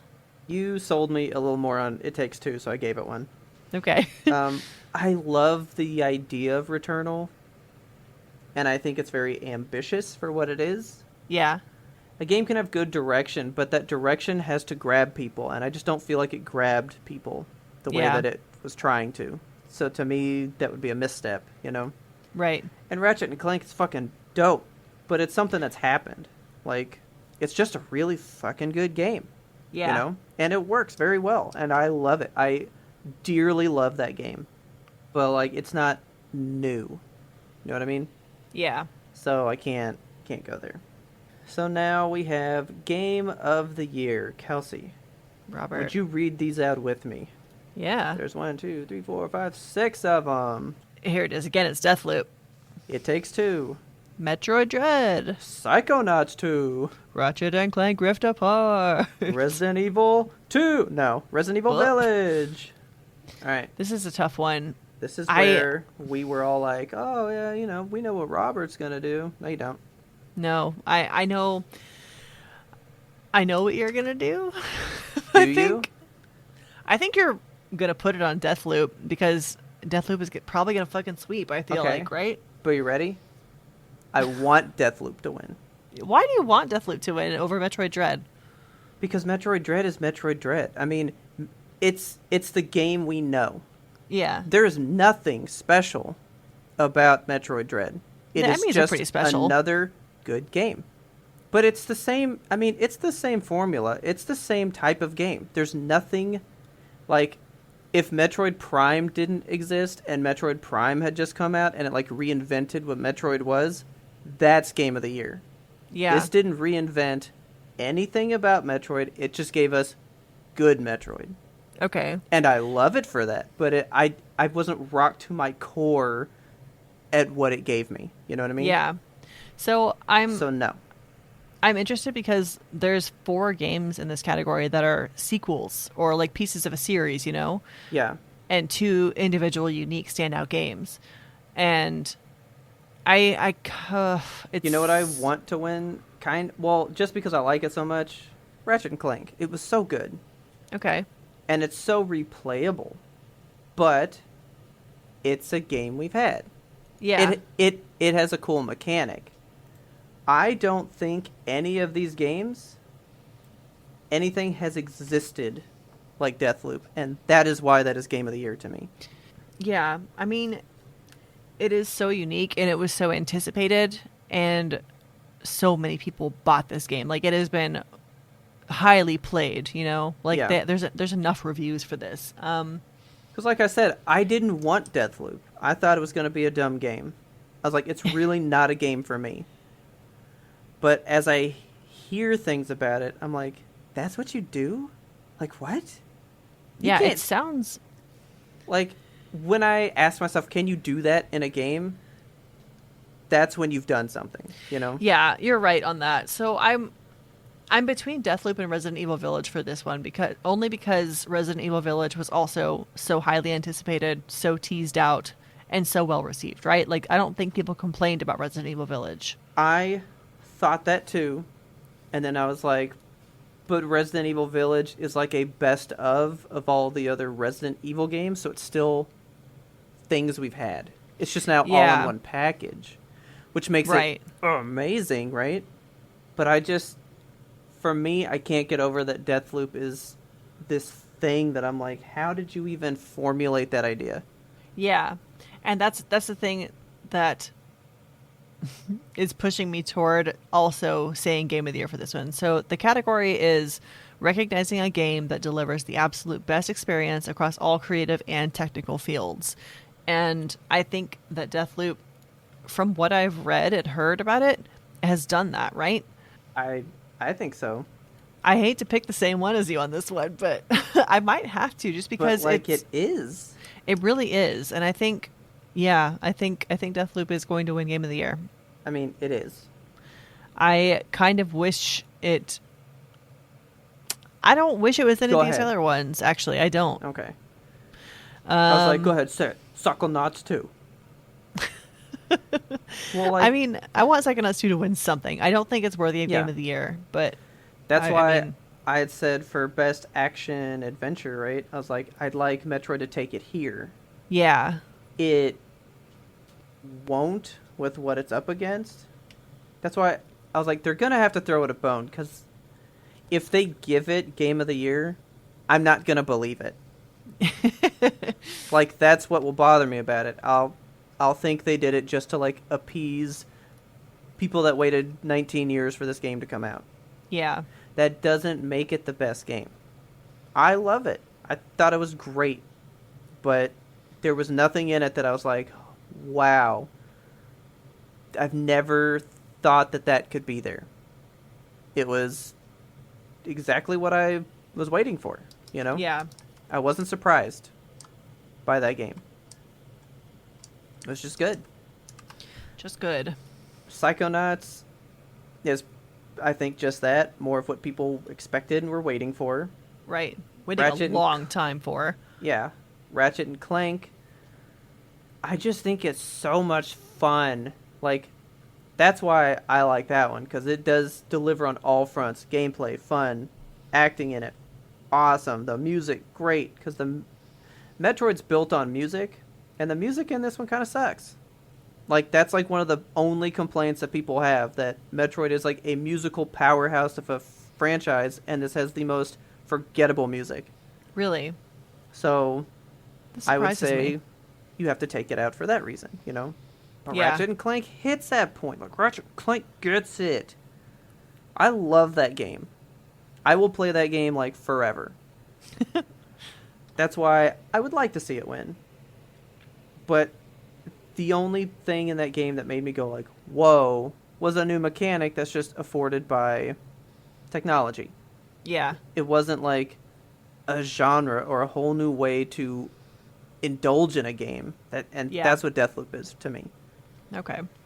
So that is our picks for 24 of the, like, 30-something categories. We skipped esports, like always. We don't want the esports. Yeah, so the Game Awards results will come out on Thursday the 9th, so we will have our results of the bet for you guys, because if you don't know, if this is your first time listening to our Game Awards review episode, we always make a bet, and the winner gets to, you know, choose to inflict pain on the other one somehow. Launch it over the other. Yep. I have an idea for a bet for you, but I'll keep Okay. my cards close to my chest unless you want to reveal yours. I have thought of one just because you said to inflict pain. Please don't inflict pain on me. I thought about it. You ready? Okay. This is not my official, but here's my beginning thought. I think we'll have to unveil these like on Twitter or maybe in an upcoming Friday roundup or something. Okay. Maybe not the Friday roundup, because then you guys that don't, engage in that won't hear it. But we're like, inflict pain. I was like, what could I give Kelsey she does not want? I was like, oh Scorpion. man, I could make Kelsey watch Dead Girl. No. Kelsey doesn't want that. I know. I know. Ugh. So yeah, I'm gonna have to really think on it, because I'm not gonna be like, go watch a whole TV show. I'm not gonna do that to you. Remember last year's Game Awards? You won, and the bet was that you picked me to play Journey. Yes. And you inflicted so much emotional pain on me. Yeah. But it was so good, and one of the best gaming experiences I've literally ever had. So I'm really, really happy that we did that. Okay. So, I mean, it's not necessarily pain. I know. I'm trying to think of something that maybe I can't get you to try out. Something you couldn't get me to agree on. Like, I have an idea of a thing that I want to do that I know you don't want to do. It's Watch Cats 2019 3 times in a row. My God. I would love to do another Lego stream. And I know Yeah. that you're not as into the Legos. I mean, I would build one, but Yeah. that's not pain. It's not pain. It's I a little mean- bit of finger pain, a little bit of emotional pain if it falls No. apart again. No, the price is the pain. I've never felt so like I was on the brink of a mental breakdown. It's like trying to get the cheeks of that AT-AT to stick together. Yeah, that's why I left that to you and stayed sane. Would you like to hit another Expo? Yes, please. Thank you so much for listening to the very end of the episode, and as a reward, I will ask you to please tell your friends about us and help us grow this audience. You can be a part of it. You can be one of our fucking street team. Grab a sticker, grab a Yiptop sticker, give it to a friend. Be like, listen to this thing. I don't know. Give him a gentle kiss on the forehead, and your lipstick, write Yimtop, so they just have Yimtop stamped on their forehead. And they'll go home and they'll look at it and they're like, what's that? And then they go Google it and they listen to our podcast. It's a win-win-win situation. Don't forget to subscribe to us on your favorite platform so you never miss an episode, because we release every single Monday without fail. There is Yimtop here for you because we love you. And if you have a second to rate and review us on Apple Podcasts, that helps us find many more lovely listeners just like you. And don't forget, while you're out there doing that, you can find us and friend us on all the social medias. We are YMBTOAP on Twitter, Instagram, TikTok, YouTube, Facebook, Twitch, which is one of our places we love to do. And we have something really big for you guys. I'm excited. Very excited. We recently got a listener mail from a listener named CJ talking about our accessibility that we had discussed. We were talking about Dark Souls and a whole bunch of other stuff, right? And we dunked on Dark Souls a little bit. Yeah. Said that it's a shitty game that nobody should want to play. And I want to play it, and I feel bad for it. Well, he has agreed to show us some of this game and go into having a disability and playing a game and how to apply certain things to make it accessible and all this stuff. So we're going to get a first-hand look, and I get to be taught how to play a game that I don't want to learn how to play. Yeah, I'm excited about this. We already had like just a little short meetup where we kind of hammered out the details of the stream, and just in that short amount of time, he showed us a few things in there, and I was like, this game actually looks fucking badass. Yeah, Like, it does.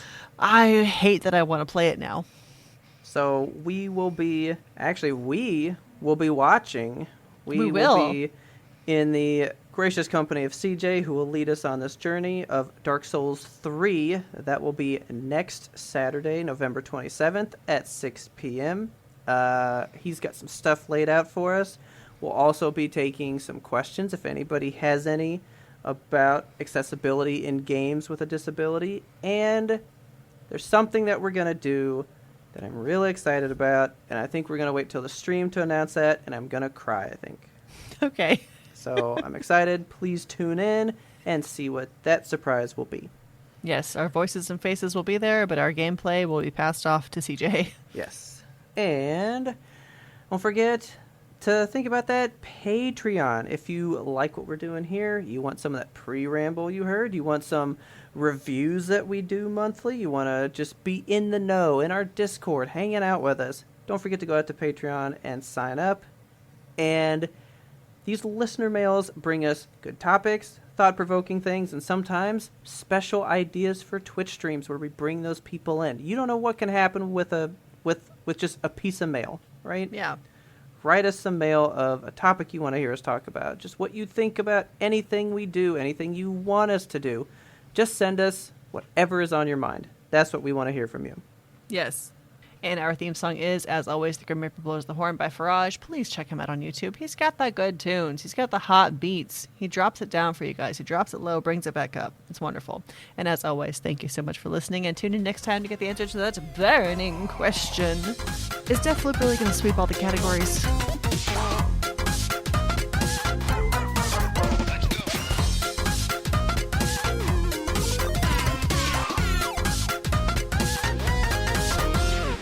We had one more important sound we wanted you to hear.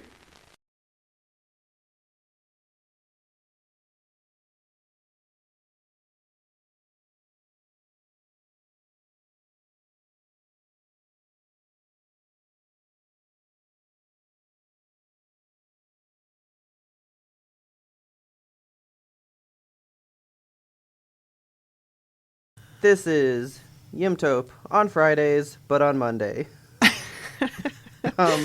Yeah, so I was hoping to do a Black Friday thing with you on the Friday roundup, and it went live Friday.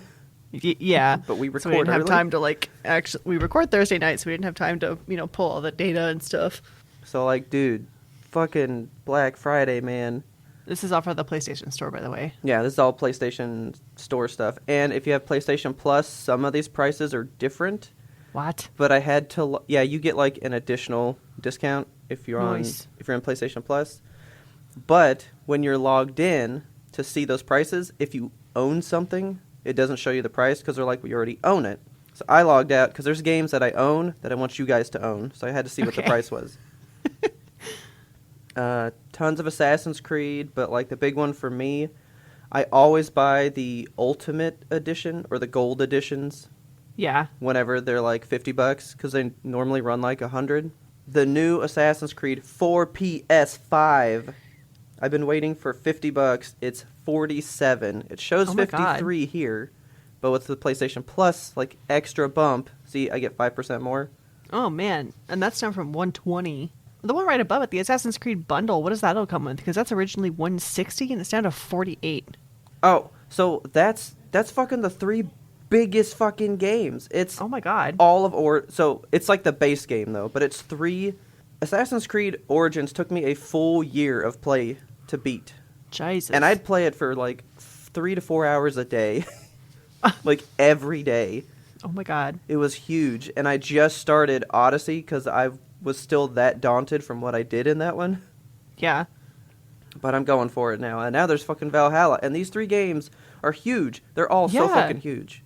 And you can all of them together for $48. That's 70% off. That's fucking good. Nuts. I only want the gold editions because the DLCs that come out for Assassin's Creed are always 30 to 40 hour add-ons. God. They're fucking huge. So it's might as well get the whole fucking game, you know? Mm-hmm. But so here's the fucking Ultimate Edition, less than the price I normally want for the step below, which is the gold one. So that's happening. Yeah. That's fucking happening. So actually, Back for Blood is on sale. Of course it is. It's on PlayStation though, so. Yeah, so if I were gonna do it, I'd probably get Ultimate Edition. I like how the editions are denotated because you have the standard one, the deluxe that's surrounded by blood, and then the gold edition. Actually, I'd get the deluxe, I think, because it already comes with all the the annual pass DLC shit that you'll have in the future. Yeah. So the Ultimate has add-on items and a skin pack. I'm not gonna pay $7 more for skins. Fuck that. I just want content, you know? Yeah. Ultimate Edition, $63, down from $90. 30%. It's not bad. See, I didn't see this one because I own it. But if you like the fucking Batman games, and I love the Batman games, so I will push this on you guys hard. This is 2 games. This is part 1 and 2 for $5. $5. Down from 20. That's 75%. Those are 2 of the best games you can ever play for $5 fucking dollars. Goddamn. Get that shit today. Crash Bandicoot, the Crashiversary bundle. Crashiversary. Dude. That's cute. It's the trilogy remake of 1, 2, and 3. It's Crash Team Racing and Crash 4. So this is like every Crash game that exists for PlayStation. $54 down from $120. Fucking nice. This episode was about Game Awards, and tons of Game Awards shit is on fucking sale for good prices. Yeah, fucking cheap. We were talking about Deathloop and how we want it to like go down in price. It's $30 now for sale. So yeah, so kinda it is 50% off. Diablo 2 Resurrection or whatever. Yeah, I want the Primeval because it comes with Diablo 3. Oh shit! So you get 2 full games for $42. $42. You get the remake of Diablo 2 plus, and it's all everything for part 3. But we're not supporting Blizzard right now. I know, but I want it. Yeah. I'm pissed that Ghost of Tsushima, its PS5 upgrade, is in the Black Friday deal with no sale price. What? Let me upgrade for cheaper. This one blew my fucking mind. This is Kingdom Hearts, the all-in-one package. This comes with 1, 2, 3, and it's the 1 and 2 editions with like 2 other games built in. So you get like every game that's playable in all these editions for $25. God damn. Ratchet and Clank. It's not huge, but if you have a PS5, there's no reason to not get it for a sale price. It is $50 for the base one. Nice. Get that. Resident Evil Village, 50% off, $30 from $60. Yeah. What the fuck? It's time. Well, this came out in February. It's pretty old now. Yeah, I guess, but still, that's a good sale for a game that came out this year. Yeah, and for a PS5 upgrade, I will be having that one. So, all in all, it was going to cost me $718. Oh, Robert.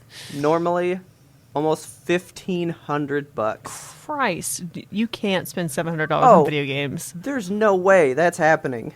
No. I got to turn this 700 into about 2, maybe. Yeah, pare that down. We'll return next episode and tell you what Robert bought. Yeah, we'll see what happened to me.